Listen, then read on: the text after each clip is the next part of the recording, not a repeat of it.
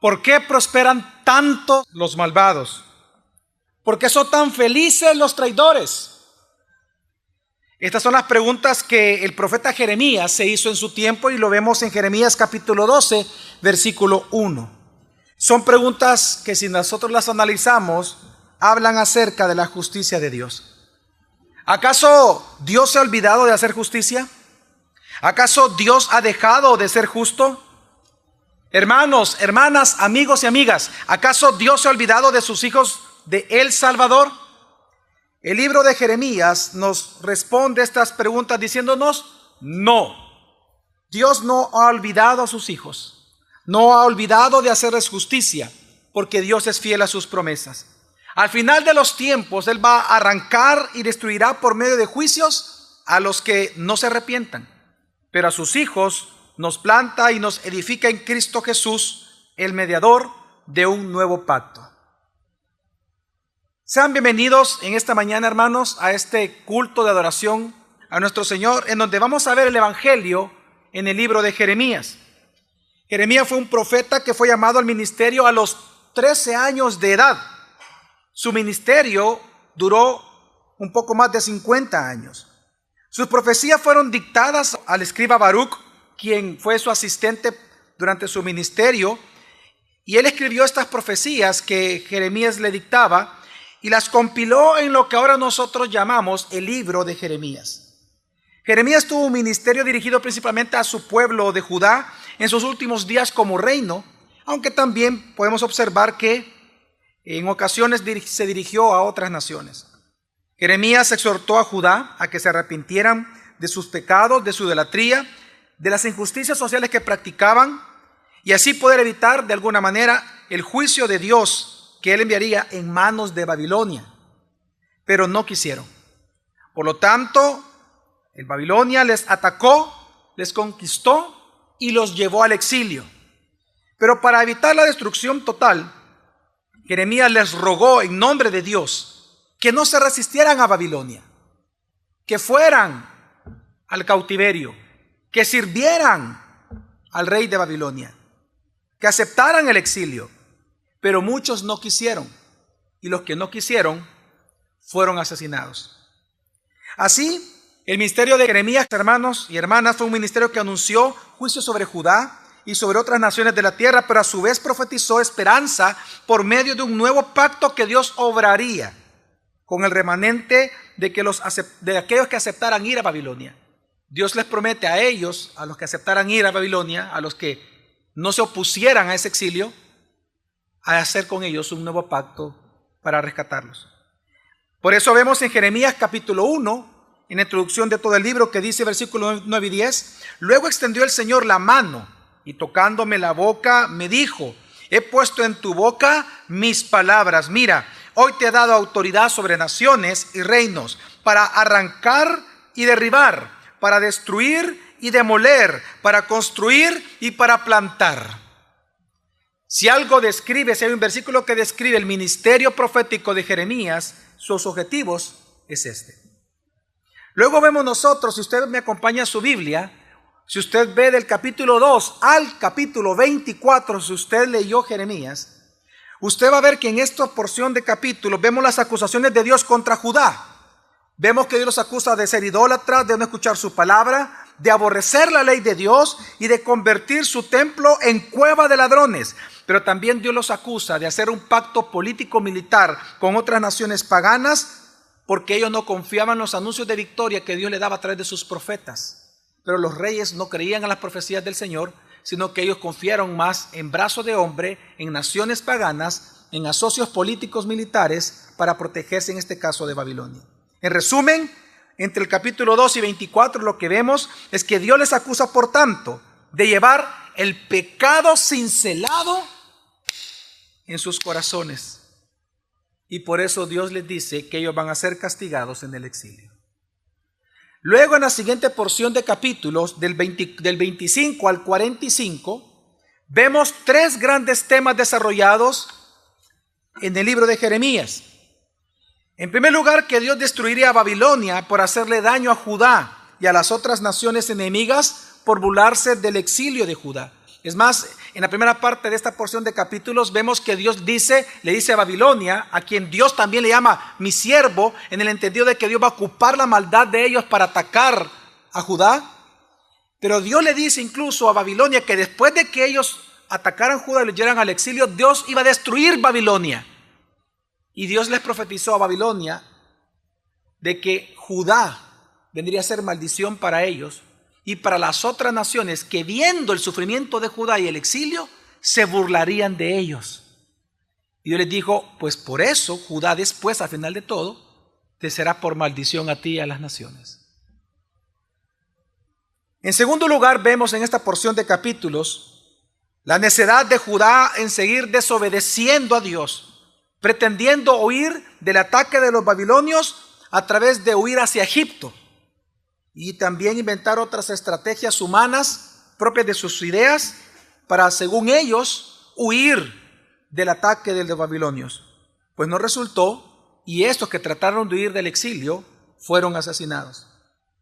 Pero también encontramos en esta porción de capítulos de que, específicamente el 25-45, de que Dios da promesas de salvación. Él comienza a prometer que Él va a salvar por medio de un nuevo pacto al remanente cautivo en Babilonia, no a los que no fueron, a los que fueron al cautiverio. Dios los iba a salvar a este remanente a través de un nuevo pacto, a aquellos que sí fueran a Babilonia. Luego vemos otra porción importante en Jeremías, que es del capítulo 46 al capítulo 61, en donde lo que vemos allí ya es los juicios de Dios contra Babilonia y las naciones que se burlaron del sufrimiento del reino de Judá. Y por último, entonces, llegamos al gran capítulo 52 de Jeremías, en donde vemos un resumen de la caída de Jerusalén, vemos un resumen del exilio de Judá y cómo el rey de Babilonia, al final del capítulo 52, y así termina el libro, cómo el rey de Babilonia favoreció a Joaquín, quien es del linaje de David, el que estaba allí. Y Dios, a través del rey de Babilonia, lo favoreció, y así termina el libro de Jeremías. Hermanos y hermanas, la idea central del libro de Jeremías es que Dios es fiel en cumplir sus promesas, tanto de juicio como de salvación. Lo que vemos en Jeremías es la fidelidad de Dios hacia Él mismo, en que Él va a hacer cumplir su propia palabra, tanto las de juicio como aquellas de esperanza. Por lo tanto, la idea central del libro es que la esperanza del pueblo de Dios es que Dios arrancaría y destruiría a los pecadores por medio de juicios, pero plantaría y edificaría por medio de un nuevo pacto a los escogidos de Dios. Así nosotros hoy en esta mañana vamos a observar 4 verdades que el libro de Jeremías nos enseña a nosotros y que enseña a todo el mundo a través de este hermoso libro profético. 4 verdades que, si nosotros las recibimos en nuestro corazón, más para aquellos amigos y amigas que nos visitan, su vida puede ser transformada radicalmente. 4 verdades que exaltan la gloria de Dios en el libro de Jeremías. En primer lugar, la primera verdad que nosotros encontramos en Jeremías es la implacable ira de Dios. En el libro de Jeremías vemos que los juicios son la manifestación de la ira de Dios y de la indignación de Dios por medio de actos disciplinarios hacia los pecadores. El libro de Jeremías todo el tiempo habla de juicios. Lo entendemos porque recordemos que está profetizando a los últimos días de Judá, los últimos días. Por lo tanto, los babilonios ya estaban ahí presentes, los iban a atacar, así que Jeremías profetizó puros juicios, que entendieran por qué Babilonia los iba a destruir. Pero cuando Jeremías hace esto, tenemos que entender nosotros lo que para él son los juicios. Los juicios, por lo tanto, aquí en Jeremías, son la manifestación visible de la ira de Dios y de la indignación de Dios por medio de actos disciplinarios que Él manda a los pecadores. Pero en Jeremías, algo importantísimo es que Dios hace una distinción entre los juicios que Él envía a los escogidos, a sus elegidos, que es disciplina, y los juicios que Él envía a los no escogidos, a los paganos, a los impíos. Él hace una diferencia entonces entre las disciplinas a sus hijos de los que no son hijos. Por eso encontramos en Jeremías, y de manera bien interesante, una visión que él tuvo, que viene Dios y le presenta a Jeremías dos canastos en una visión profética. En un canasto habían higos muy buenos y en otro canasto había higos muy malos. Y entonces viene Dios y le hace la siguiente pregunta, Jeremías 24, versículo 3. Y Dios le dice a Jeremías, y me dijo Jehová, ¿qué ves tú, Jeremías? Y dije, higos buenos, muy buenos, y malos, muy malos, que de malos no se pueden comer. Él ve la visión. La gran pregunta es, ¿qué significa esta visión? Versículo 4. Y vino a mí palabra de Jehová diciendo, así ha dicho Jehová Dios de Israel, como a estos higos buenos, así miraré a los transportados de Judá, a los cuales eché de este lugar, es decir, de la tierra prometida, a la tierra de los caldeos, para bien, porque pondré mis ojos sobre ellos para bien, y los volveré a esta tierra, y los edificaré, y no los destruiré, los plantaré, y no los arrancaré. Lo mismo que dice el capítulo 1 de Jeremías. Es decir, hermanos y hermanas, Dios le anuncia a Jeremías con esta visión que la disciplina, y le enseña que la disciplina que él trae sobre los hijos de Dios, que la disciplina que Dios envía sobre sus hijos, sobre sus elegidos, aquellos que iban al exilio babilónico, no era una disciplina para destruirlos, sino una disciplina para plantarlos y edificarlos en Él, para que arrepintiéndose estos, gozaran en el futuro de la bondad del pacto eterno de Dios. En otras palabras, Dios enseña algo importante en Jeremías, que toda disciplina que Él envía a un hijo de Él no es para destruirlo, es para que arrepintiéndose Él de sus pecados, su fe sea edificada en Dios. Ahora, pero esto es con los higos buenos. ¿Quiénes son los higos malos? Aquí vemos que los higos buenos eran aquellos de Judá que dijeron, vamos al exilio, le creyeron al profeta y dijeron, bueno, dejémonos atrapar y vamos con ellos. ¿Quiénes son los higos malos? Y luego los higos buenos, digan conmigo, son el remanente. ¿Quiénes son los higos malos? Sigamos leyendo la explicación que Dios le da de esta visión a Jeremías, versículo 8. Y como los higos malos, que de malos no se pueden comer, así ha dicho Jehová, pondré a Sedequías, rey de Judá, a sus príncipes y al resto de Jerusalén, que quedó en esta tierra, es decir, los que no fueron al cautiverio, los que se resistieron, y a los que moran en la tierra de Egipto, y los daré por escarnio y por mal a todos los reinos de la tierra, por infamia, por ejemplo, por refrán y por maldición, a todos los lugares a donde yo los arroje. Los higos malos eran aquellos que no formarían parte del remanente.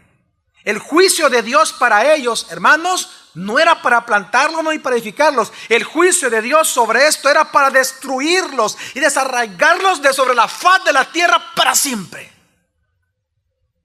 De igual manera, entonces, Dios anuncia esto en Jeremías capítulo 50 y capítulo 51 contra las naciones paganas y contra Babilonia por haberse gozado en atacar Judá. Que el juicio sobre las naciones y el juicio sobre Babilonia era para destrucción, para desarraigar, no para plantar ni para edificar. Y es que algo que nosotros vemos en Jeremías es que estas profecías de Dios son para eso. Así como Él destruye, luego ¿qué hace? Digan conmigo, edifica. Si algo se destruye, se puede ¿qué? Edificar. Pero también Él desarraiga, es decir, como una planta, la desarraiga para luego ¿qué? Plantar. Entonces Él dice que los higos malos, es decir, los paganos, incluso aquellos de Judá que no fueron al cautiverio, que no es parte remanente, paganos, no elegidos, Dios los juicios para los paganos, para los no convertidos, es para desarraigarlos y para destruirlos de la faz de la tierra, mientras que los juicios sobre sus hijos es para plantarlos y para edificarlos luego. Así, hermanos y hermanas, Dios es con nosotros hoy también.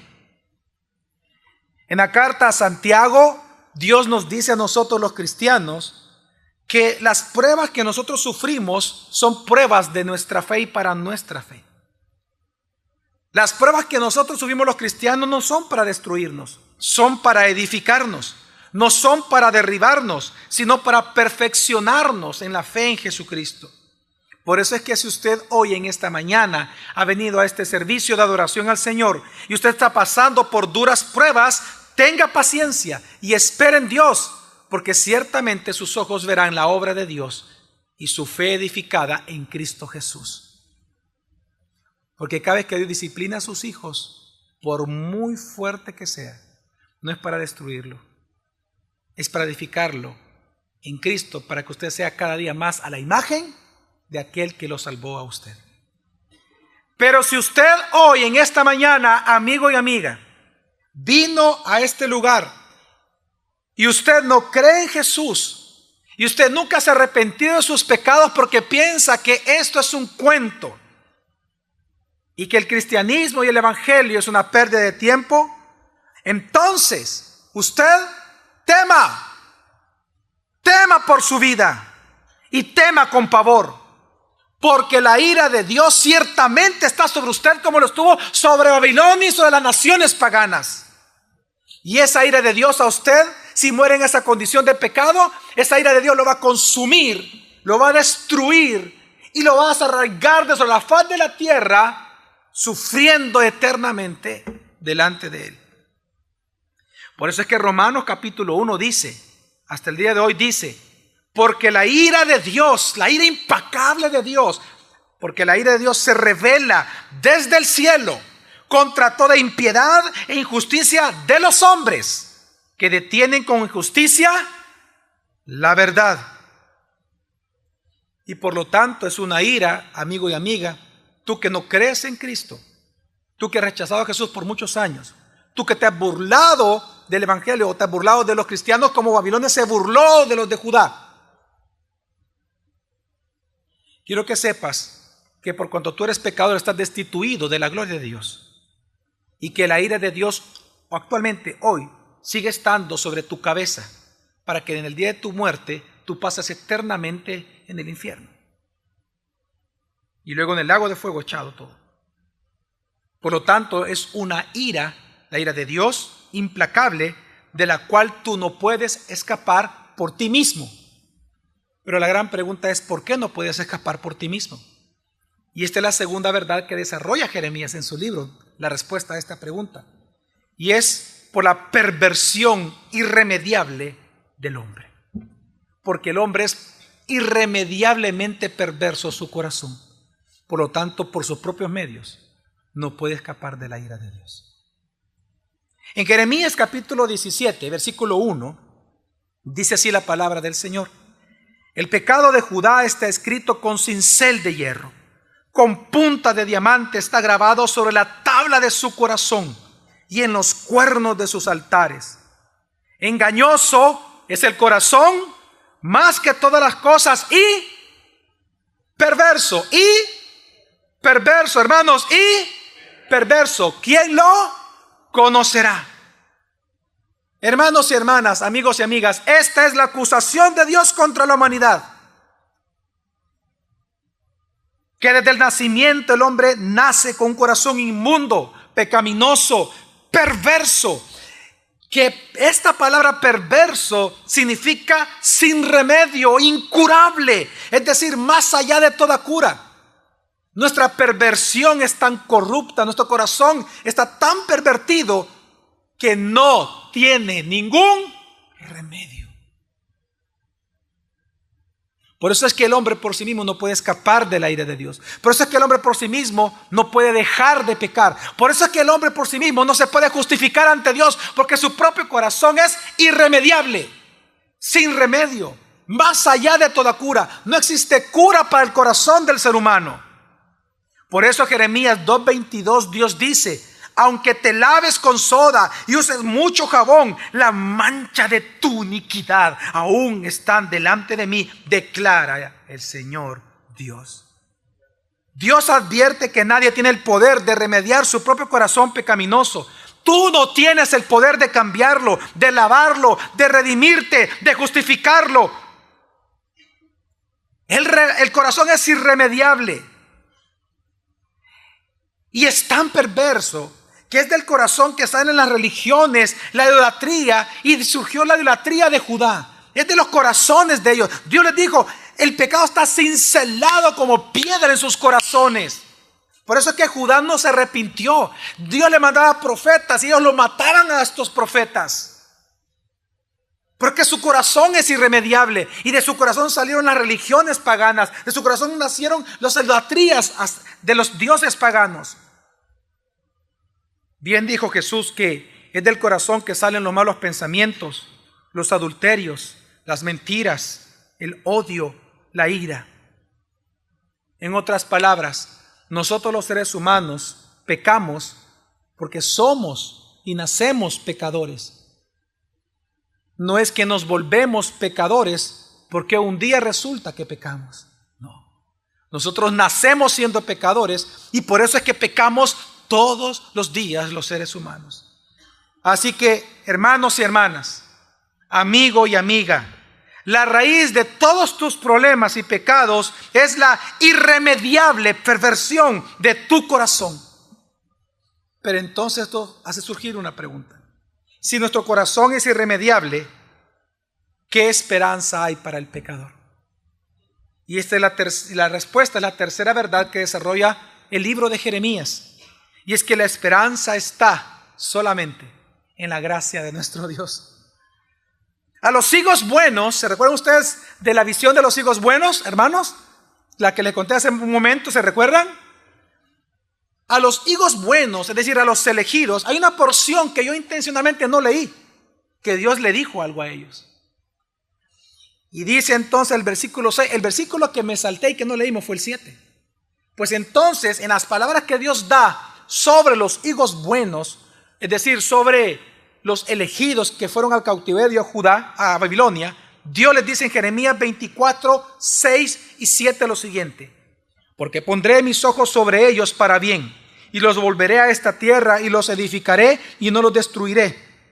Los plantaré y no los arrancaré, y les daré corazón para que me conozcan que yo soy Jehová, y me serán por pueblo y yo les seré por Dios, porque se volverán a mí de todo su corazón. Dios profetizó, hermano y hermana, a Judá que aunque ellos no podían remediar el corazón, aunque el corazón es irremediable, Dios entonces les daría un nuevo corazón para que ahora el pueblo de Dios pudiera ver a Dios como su Dios y Dios ser el Dios de cada uno de ellos. En otras palabras, Dios les daría un nuevo corazón para que el pueblo de Dios pueda alabar y adorar a Dios con una obediencia presente y una obediencia eterna para gloria de Dios.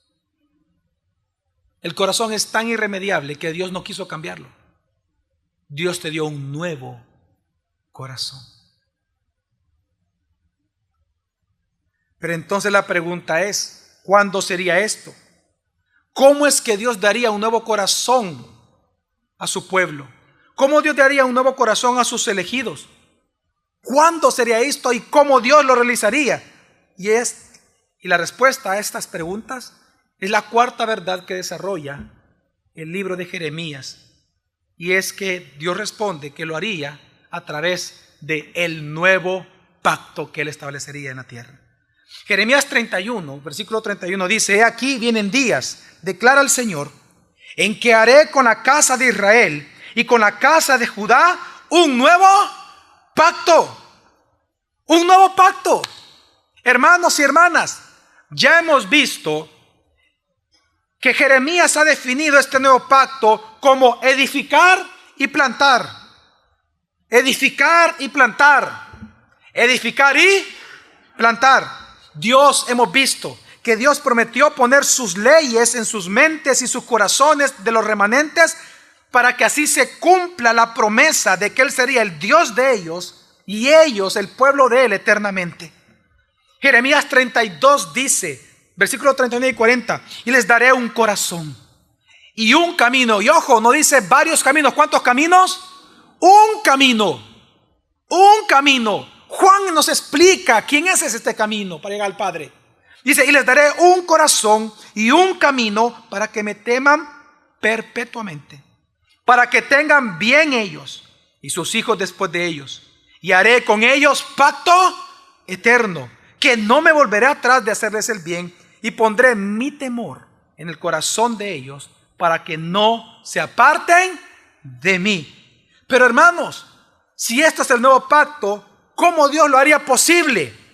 Capítulo 33, versículo 8, responde Dios: y los limpiaré de toda su maldad con que pecaron contra mí, y perdonaré todos sus pecados con que contra mí pecaron y contra mí se rebelaron. La pregunta es, si Dios prometió perdonar los pecados, pero el hombre es irremediable y el hombre no busca por sí mismo a Dios, entonces, ¿cómo Dios perdonaría este pecado? ¿Por medio de quién Dios perdonaría nuestros pecados en este nuevo pacto? Pues Jeremías sigue respondiendo en el mismo capítulo 33, diciendo versículo 15 al 18: en aquellos días y en aquel tiempo haré brotar de David un renuevo justo. Él hará juicio y justicia en la tierra. En aquellos días estará a salvo Judá, y Jerusalén morará segura. Y este es el nombre con el cual será llamada: el Señor, justicia nuestra. Porque así dice el Señor: nunca le faltará a David quien se siente sobre el trono de la casa de Israel, y a los sacerdotes levitas nunca les faltará quien en presencia mía ofrezca holocausto, queme ofrendas de cereal y prepare sacrificios todos los días. Hermanos y hermanas, amigo y amiga que nos visitas, Jeremías anuncia que Dios obraría este nuevo pacto por medio del Mesías Salvador, a quien el mismo Jeremías le llama el renuevo justo, el Rey eterno del linaje de David, y quien a su vez sería un sacerdote para siempre. Amigo y amiga, hermanos y hermanas, solo hay un hombre que cumple estas características en toda la historia de la humanidad. Uno que, naciendo en un pesebre, resulta que vino a ser el rey del mundo, el rey de la historia, que con su vida justa fue identificado como el renuevo de justicia. Uno que vino a ser un sacerdote para siempre para nosotros. Uno que murió y resucitó. Ese es Jesús el Cristo. Este es aquel que murió y resucitó por ti aunque tú no merecías, que hoy intercede por ti y te santifica aunque tú hoy no lo merezcas, y aquel que pronto vendrá por segunda vez por ti aunque tú en aquel momento no lo vas a merecer. Este es nuestro Dios y Salvador. Este es el renuevo justo, aquel con el cual Dios hace el nuevo pacto para salvación eterna de sus elegidos. Por eso es que Mateo 26, del 26 al 29, dice Mateo: mientras comían, Jesús tomó pan y habiéndolo bendecido lo partió, y dándoselo a los discípulos dijo: tomad, comed, esto es mi cuerpo. Y tomando una copa y habiendo dado gracias, se la dio diciendo: bebed todos de ellas, porque esto es mi sangre del nuevo pacto. Es mi sangre del nuevo pacto, del nuevo pacto, que es derramada por muchos para el perdón de los pecados. Y os digo que desde ahora no beberé más de este fruto de la vid, hasta aquel día cuando lo beba nuevo con vosotros en el reino de mi Padre. Hermanos y hermanas, si hay un rey justo, si hay un renuevo justo, si hay alguien del linaje de David, que a la vez sería el Mesías y a la vez sería un sacerdote para siempre, ese tiene un nombre, y es Jesucristo, tu Salvador y mi Salvador, Dios eterno y para siempre. Él es nuestro Salvador y nuestro Redentor para siempre. Jesús. Él es el Señor. Y esto entonces tiene grandes implicaciones para nosotros, entender este mensaje de Jeremías hoy. Si hay algo que nos enseña Jeremías, entendiendo que aquel renuevo justo es Cristo, es que no hay edad mínima ni máxima para consagrarse para Dios. Es interesante que en el libro de Jeremías Dice que él fue consagrado para Dios a la edad de los 13 años. 13 años. Mi hijo tiene en este momento 14, ya va a cumplir los 15. Mi hija tiene 16. Yo los veo y digo, wow, Jeremías empezó casi de la edad de ellos a profetizarle a reyes, a decir Babilonia los va a atacar porque ustedes han pecado contra Jehová. Hermanos, ¿sabe qué nos dice esto? Una de las implicaciones de este sermón y del libro de Jeremías para nosotros hoy es que para consagrarse para Dios no hay edad mínima ni edad máxima. Y es tan tremendo esto que Jeremías fue atacado, vituperado, acusado, golpeado, atentaron con su vida y aún así él se mantuvo fiel predicando la palabra de Dios. Porque si hay un profeta que sufrió mucho, por el cual vemos todo el tiempo que intentaron matarlo, fue Jeremías. Jeremías 20, incluso 7 al 9, dice algo con lo cual tú te vas a identificar cuando estás en problemas o en dificultades. Jeremías 20, 7 al 9 dice: Señor, me convenciste y yo me dejé convencer. Fuiste más fuerte que yo y me ganaste. Soy motivo de burla cada día, todos se burlan de mí. El mensaje del Señor es causa de mi desgracia. Y yo dije: ya no anunciaré más de él, no volveré a hablar en su nombre. Pero su mensaje dentro de mí se convierte en un fuego ardiente que me cala hasta los huesos. Hago todo lo que puedo por contenerlo, pero me es imposible, gracia irresistible. Si algo nos enseña la Biblia, es que Jeremías, aunque él mismo quería dejar de predicar la palabra de Dios, porque él se sentía mal de todo el ataque que él recibía por predicar la palabra, aún con eso, Dios él mismo dice: pero es un fuego que cala hasta mis huesos, que no me permite que yo me quede callado. Esto solo me recuerda aquello que Pablo dijo en 1 Corintios 9: pues si anuncio el evangelio, no tengo de qué gloriarme, porque me es impuesta una necesidad. Y ay de mí, si yo no anunciara el evangelio, por lo cual, si lo hago de buena voluntad, recompensa tendré. Hablando de juicio, recompensa tendré. Pero si lo hago de mala voluntad, oiga lo que dice Pablo, predicar de mala voluntad. Pero si lo hago de mala voluntad, por lo menos la comisión me ha sido encomendada. Yo sé que tú muchas veces has querido tirar la toalla. Deja de venir a la iglesia. Tú has querido dejar el ministerio. Has querido dejar de hablar y predicar la palabra.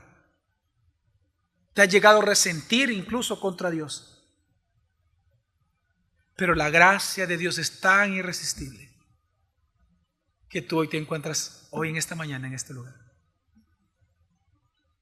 Porque en el fondo tú amas profundamente a tu Salvador. Tú lo amas. Y quieres servirle para siempre a Él.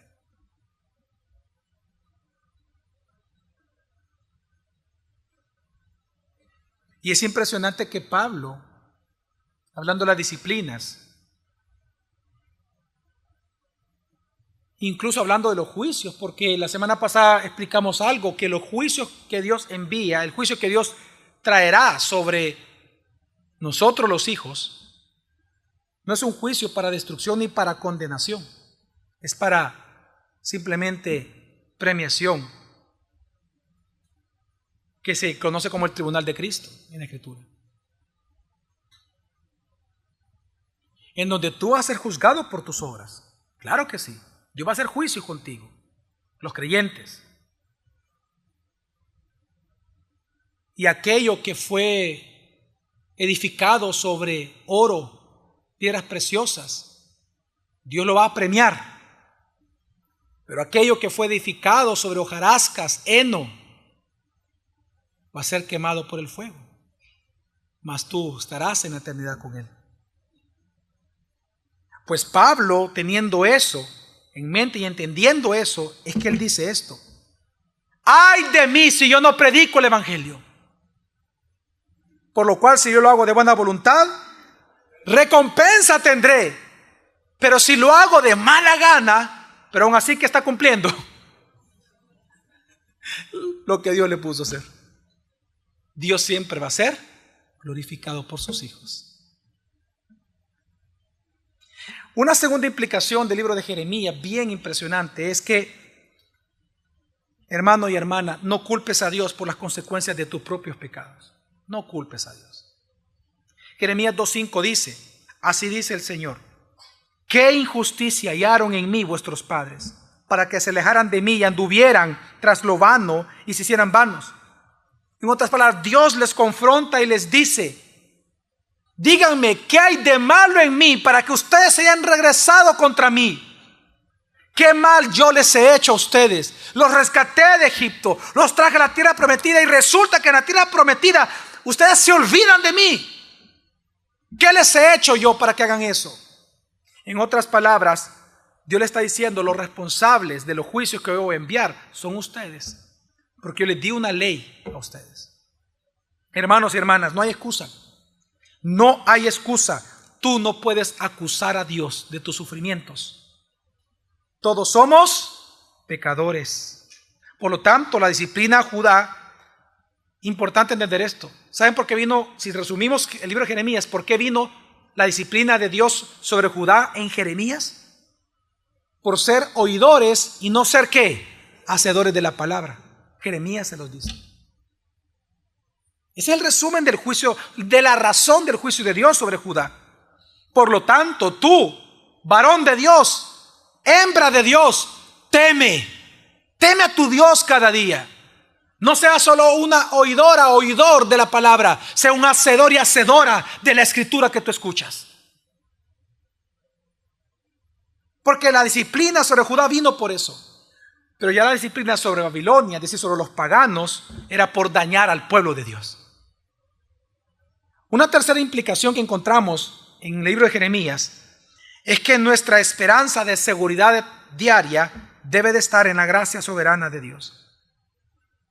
Si tú leíste Jeremías, cuando leas del capítulo 34 al 45, tú vas a encontrar de que Dios todo el tiempo envía palabra a Judá por el ataque de Babilonia y le da palabras de victoria. Y le dice al rey: si tú haces esto, esto va a suceder. Pero en todos los casos, en el 100% de los casos, no le creyeron y mejor decidieron confiar en sus enemigos, y uno de ellos fue Egipto. Lo que nos enseña Jeremías es que tú no puedes confiar en hombres. Pon tu esperanza en la gracia, misericordia, bondad y el brazo fuerte de nuestro Señor Salvador. Siempre, siempre. Aunque todo vaya peor o todo vaya mejor, en Dios confiamos. Y ahí le vamos a dar la gloria, no a hombres, a Dios. Amén. Otra implicación importante, una cuarta implicación del libro de Jeremías, es que nos enseña a perdonar y dejarle a Dios la venganza de nuestros detractores. Del capítulo 25 al 28 vemos de que Dios toma la venganza por Judá. Dios le dice a Babilonia y a las naciones: Judá te será por maldición a ustedes. ¿Por qué? Porque veamos la soberanía de Dios. Dios dice que Él iba a ocupar a Babilonia. Además, le llama a Babilonia como imperio, le llama mi siervo. No es que ellos eran convertidos, sino que le llama mi siervo porque en la soberanía, en la providencia de Dios, Dios iba a ocupar la maldad de Babilonia como un rodillo sobre Judá. Pero Dios le dice a Babilonia: pero el responsable de hacer eso eres tú. Y yo a ti te voy a cobrar tu maldad contra mi pueblo, porque tú te vas a gozar de la destrucción de mi pueblo. Por lo tanto, Judá, al que tú vas a destruir, te será por maldición a ti. Y lo mismo le dice a las naciones que se iban a burlar de Judá. Entonces, ¿por qué digo esto? Hermano, si alguien te está dañando, si alguien te está atacando, si tú estás sufriendo por el ataque de alguien, perdónalo. Perdónalo. Actúa con gracia con esa persona y deja a Dios la venganza. Porque ciertamente, dijo el Señor, mía es la venganza y yo pagaré. La venganza es una prerrogativa solamente de Dios. Los hombres no podemos vengarnos porque no tenemos conceptos de justicia en nosotros mismos. No somos jueces. El único que puede el corazón y por lo tanto saber la medida de su venganza es Dios. Amén. Si alguien te está dañando, perdónalo, actúa con gracia y deja a Dios la venganza. Número 5, la última implicación para esta mañana. Hermano y hermana, Dios no se ha olvidado de ti.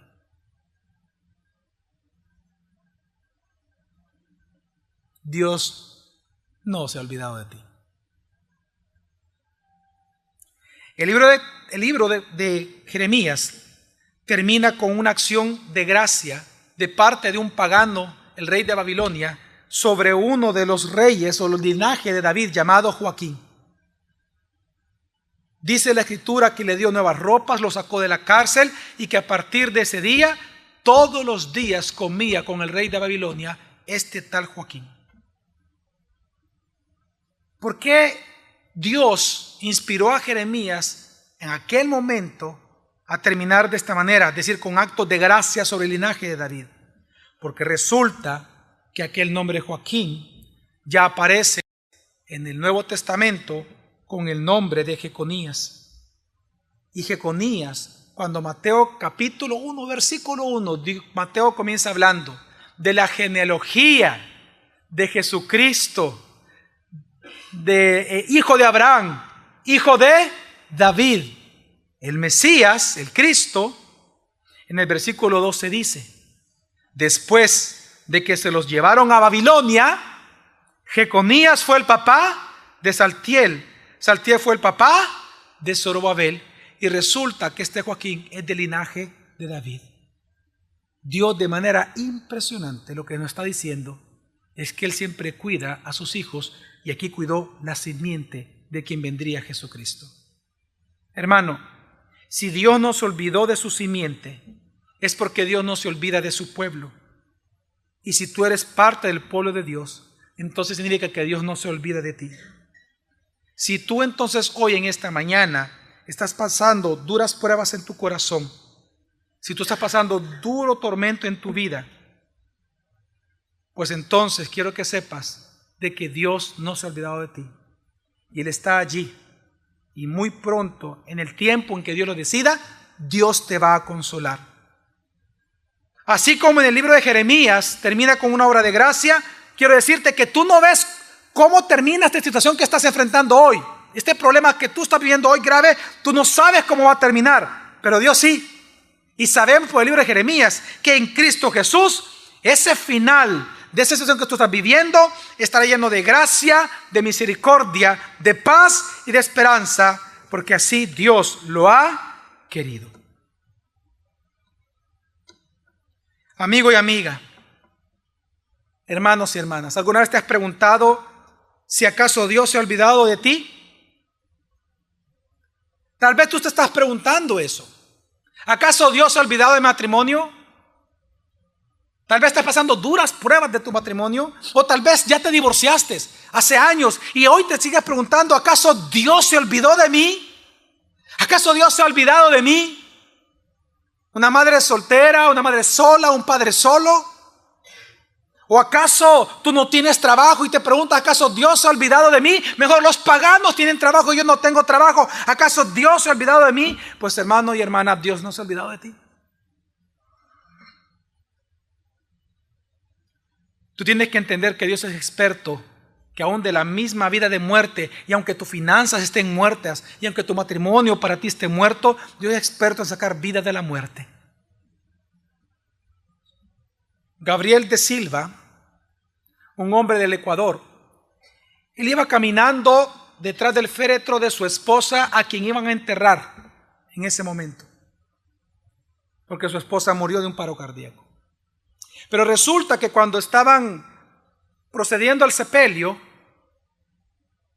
cuando la iban a enterrar, cuenta la historia real, comienza a oírse un llanto de bebé dentro del ataúd.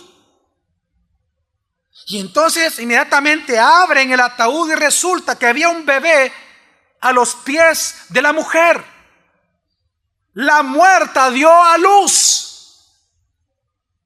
Y la ciencia explica eso, que no es el único caso. Han habido casos de mujeres muertas que no se sabía que estaban embarazadas y que estando ya muertas, resulta que después de un día de muertos nace el bebé. Científicamente es posible. Y esto pasó en este lugar en Ecuador.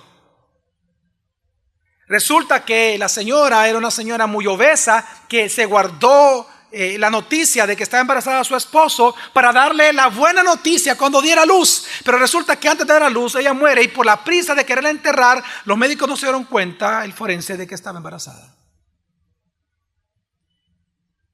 Pero qué impresionante ese día para Gabriel de Silva, que en un día, en el camino de muerte a enterrar a su esposa, resulta que se encontró con la luz de la vida de su hijo.